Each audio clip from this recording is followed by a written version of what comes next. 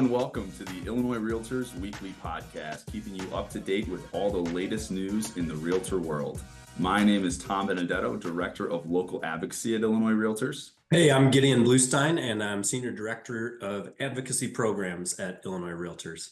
April 1st, obviously being the consolidated election across the state for municipalities. And as you know, at Illinois Realtors, we are heavily involved in local races, supporting realtor champions, and that was no exception this year, where we dispersed about $100,000, was adding it up this morning, in RPAC contributions to local candidates who impact our industry. So it was a very heavy hitting election. That's fantastic, Tom. And a little bit later, I'm going to talk about the independent expenditure program and the ballot campaigns that we were involved in. But first, I wanted to hear from Tom. How long ago did you start planning for these campaigns that we were involved in for yesterday? Well, as you know, as soon as that general election ended in November 2024, we got right to work looking at, up and down the ballot where we were going to be involved locally. And at the local level, that's your alderman, that's your city council member, your mayors, even, I saw there was a highway supervisor involved that we supported this year. And so, there's quite a diversity in seats, and local elections really, really matter. And so we got started late last year, and the GADs and their GACs, their government affairs committees, worked tirelessly in vetting candidates up and down the ballot, as I said, and in order to spend that RPAC amount wisely, and we believe we did that. So I'm really excited to talk about results. Nice. Should we do that? Yes. The one of the themes, we kind of smiled a little bit about highway commissioner, but one of the themes that I think is consistent, especially on these municipal races, is the impact that they have on a key issue to home ownership and home affordability, which is property taxes, right? Right. So key. And every time that, we are getting feedback from the public and from members and from members' clients, it's all about property taxes. And we really, really focus in a lot about that. And of course, as we vet all these candidates, we're asking them about their issues, their stances on issues that matter to realtors and their clients the most, property taxes being a key one. So, hey, I'm going to work my way down and around the state. Just talk about where we were involved. Let's start off in the northern part of the state. We supported 6 winning mayors in Lake County, so that's fantastic. And then also incumbent mayors out in Rockford and Freeport. And working our way into the Chicago suburbs, we supported the new mayor in Arlington Heights, the incumbent village president of Oak Park, incumbent mayor of Geneva, who is an affordable housing champion, which so all really, really good wins there. And then moving south of I-80 into the central part of the state, we supported winning mayors in Morris, Manhattan, Kankakee, Bloomington, Urbana, and downstate supported realtor champion mayors in Alton and Edwardsville. So as you can see, there was a lot on the line, as you know, and we came through with a lot of victories. That's great. Quick question. In addition to property taxes, what are some of the issues that these realtor champions are going to be good for the home ownership, housing affordability? When those come up, what are some of the other issues that we looked at them for? So we asked them about everything from their stances to real estate signs, the signs you put out on a front lawn, and if they would regulate those, to what the realtor's involvement in the community is. And then also, from all the way up to transfer taxes and development fees and building more housing and affordability. So we really run the gamut with that questionnaire. So if the candidate is serious about RPAC support, they will have their hands full with homework on filling out our questionnaire, which we like to think really kind of weeds out a lot of folks too who aren't as serious about supporting our industry and our association. That's great.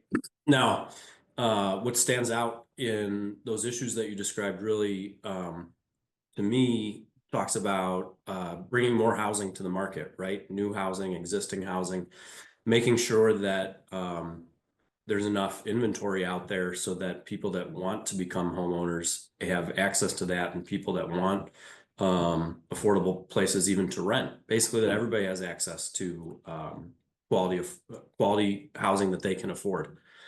I joked around a little bit about the wall coming down earlier. I have to hand it to your team and the government affairs directors at the local level. They're embedded across the state. They have just absolute boots on the ground knowledge of what's the political dynamics in each of these races. One of my projects that I work on, though, is our independent expenditures. And the key word is independent. When we talk about a wall going up, what happens is that the government affairs directors are doing their homework. They're interviewing these candidates with the government affairs committees at the local levels, and they're making recommendations both for RPAC, but then also for an independent expenditure. The independent expenditures are some of the toughest races that we get involved in. It's those nail biters that can be decided by just a few votes. And for those, when we've got a real realtor champion and they've got a tough race, we go to a committee, the Independent Expenditure Committee, made up of realtors, and we say we'd like to conduct independent expenditures on behalf of these candidates. And once those are approved by the committee, we build this this wall. It's not a literal wall, but because of campaign laws, we are not allowed to coordinate. I am not allowed to coordinate on that expenditure or that campaign with the candidate's staff, the candidate's committee. It has to be totally separate. And so Tom and I can't even talk about those campaigns once that wall goes up. I can only utilize information that is out there and available to the public. So what is an independent expenditure? It's basically a campaign. It could be mailers, digital ads, phone calls, but all done independently and on behalf of our realtor champion candidates. So Gideon, you're like, okay, yeah. Oh, sorry. No, if I could just interject and ask, because it's such an important and pivotal aspect of our campaign operation, the independent expenditures. What was the focus of a lot of the mailers that went out to support candidates? We talked about housing, affordable housing, and building stock, but what was it that you focused on the most this year across the board with the mailers? I know what's great is, even though we can't communicate, I get a lot of the mailers because you put me on the mailing list to let me know they're out there. So I'm out in Chicago. I'm getting mailers for the mayor of Galesburg. Sorry, I couldn't vote for all these different candidates across the state. But so I saw a lot of them. But if you could just tell the realtors listening, like what did you focus on this cycle?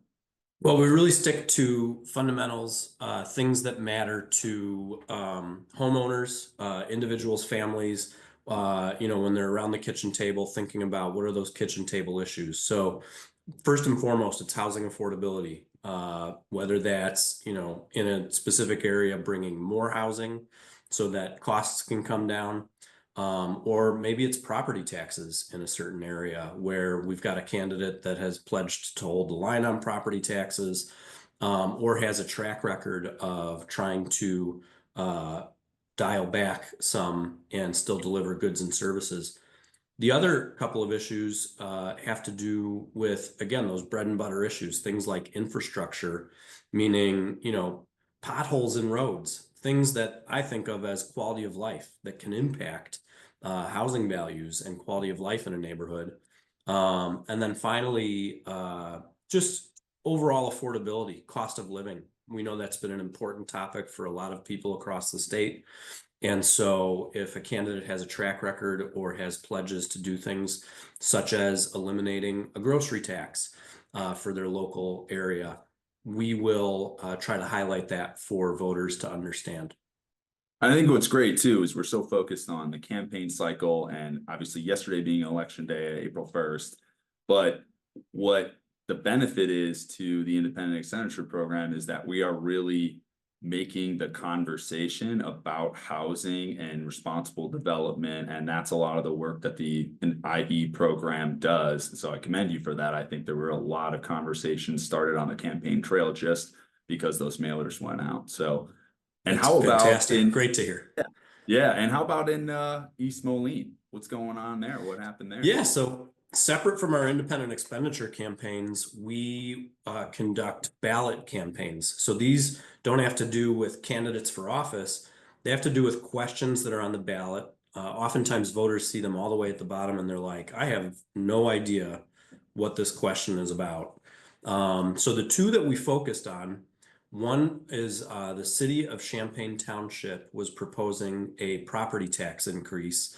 And the second was home rule, a topic hopefully all of our realtor members are familiar with, for the city of East Moline. And, thinking about voters not knowing sometimes what these things are about or what they're for, we have the ability to communicate with voters and help define what those questions are. Maybe what are some of the unintended consequences of those questions? Champaign, for instance. This was a big win because oftentimes when we're researching these campaigns, we'll do a poll. And the initial polling that we got showed that we were at a deficit. A majority of voters, when they heard about what this property tax increase was, they supported it. But then what we do is we identify what are the messages, what's the information we can share that's going to make the most sense to voters so that we can ultimately stop those unintended consequences. In Champaign, it was basically property taxes are already really, really high, third highest in the nation. That impacts housing affordability and makes it much harder for especially low to moderate income families to afford housing. So we can't continue to increase property taxes. Ultimately, it worked. We were just shy of 60% voting no on that property tax increase. So that was a big victory. Home rule, bit of a different topic. Basically, for smaller communities, populations less than 25,000, home rule gives them all the powers that the state has. So that's a lot of power to raise taxes or take on unlimited debt without voter input. And that's really the message that we drove home. This going home rule would allow the city government to raise your property taxes without giving you a voice in that process. So again, we had a victory there and very happy. So critical. And, what we see, with home rule, especially just the GAN team on the local level is even, municipalities who aren't home rule want to use home rule powers and they don't even go all the way to the ballot box. And so there's just a lot of reasons that we want to get involved in those races, and wanted to shout out Christy Angerman and the members there who, provided good background and local knowledge to really get that victory off the ground from the beginning. And I want to touch on that because East Moline in particular, it was great. Christy gave some great information to start off with. And then at winter business meetings at Reengage, she helped get local realtors around the table with me. On the ballot campaigns, we don't have that wall. It's not an independent expenditure. So we can discuss and we can strategize. She got local realtors around the table with me, and I just asked a series of questions, like a mini focus group. And that really helped define how we framed that campaign. What I heard loud and clear from them is like, East Moline is making great progress. We've got so many good things happening. The entertainment district, things for families to do on a weekend. The housing market is starting to take off. And so that just kept blaring to me, don't stop the progress, right? Things are going well. Let's not fix it if it's not broken. So that was really the overarching theme. And then we layered that in with, by the way, home rule allows local politicians to raise your property taxes without your say. Right. A sweetener there for voters. Yeah. And I think what you just touched on is really important for members to know too, is we don't just put out boilerplate campaigns across the state, as the state association. We have boots on the ground, GADs and members who can tell, Gideon and, tell our leadership what's going on in that community, what's important, so that we can mold and align our campaigns for them to be relevant to residents there, and not just going out and saying, vote for, John Doe because of affordability. It's really tailored. So credit to you, credit to the members, credit to the GADs on seeing that through this year. I think one of my biggest takeaways too, from an electoral perspective, is just looking at some of these margins of victories. I mean, results are still coming in, but some of these races are separated by dozens of votes, which, I mean, sometimes even less than a dozen, which really emphasizes the importance of both voting in local elections and supporting local candidates through our PAC process. So wanted to also just thank members who were involved in that process this year, who voted, a little small thing, but get out and vote, have a plan always. And I think it was, so that we could keep having, conversations like this, where we can go back and look at our successful results and be happy on this rainy Wednesday morning. It's rainy here. Yeah, here too. Okay, yeah. So, but my outlook is sunshiny. That's right. Same here. Something I wanted to go back to before we wrap up, that you had mentioned before, was how our campaigns, when we go out there and we're communicating with voters, how it helps set the stage for conversations about realtor priorities. So when we're communicating with voters, it actually can sometimes make sure that one of the main topics that's getting talked about in a town or a campaign is housing affordability, property taxes, cost of living, quality of life, things that realtors care about. And we just quantified, this is for the last calendar year, not the last calendar year, but basically looking 12 months back. We've communicated through our ballot campaigns and independent expenditures with just shy of 1 million voters across the state.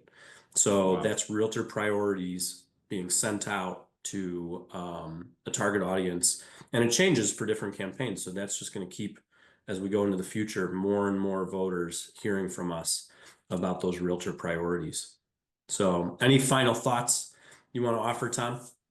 Well, just that, we couldn't do this without the members and your generous RPAC support. We're always pleading for it, and this is why we are making those pleas, to have an impact, so that the communities that you do business in and the clients that you do business for are set up for success with their local governments. And, the state house will be next. So awesome. We're looking forward to getting that up, geared up, ready to go next year. So hats off, Gideon. Have a great rest of your sunny day internally. You too. Thank you, Tom. And thank you to our listeners for joining us on this latest episode of Illinois Realtors Weekly Podcast. As always, give us a rating and a review on your podcast app of choice. And if you want any more content, simply search for Illinois Realtors on your favorite social media app. We will see you next week.